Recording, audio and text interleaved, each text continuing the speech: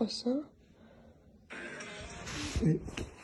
Ahmoq, qizlarga podpiska tashlab o'tiribsanmi? Like bosib, kommentariy yozib. Foydasi tegsa ham mayli-da. Foydasi tegadi. Nima tegadi?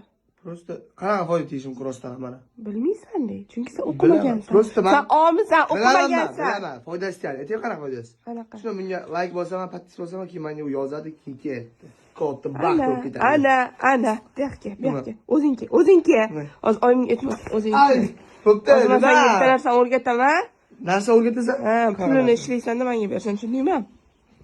Instagramda, TikTokda, Like'da, Telegramda podpiska, like, kommentariy yozsang pul beradi, bilasanmi? Ha? Pul? Ha? Ana hozir bekordan podpiska tashlab o'tiribsan. Men senga hozir bitta nik beraman, o'shanga o'qiysan, keyin esa bo'ldi, pulni bosasan. Uni o'qishiga o'qiyman, to'g'rimi? Albatta. Keyin like, podpiska, kommentariy yozsa pulga uradi. Pulga uradi. U pulni keyin menga bersan, tushundingmi? Yo'q. To'xta. Telefon olishim kerak, mashina olishim kerak, u pulni yig'ib. Yo'q, nima? Ha. Men o'rgatdim senga. Bo'pti.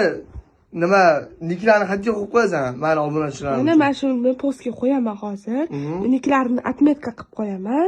Bemalol kirib, murojaat qilib, o'qib olasan, tushundingmi? Bo'pti, davay.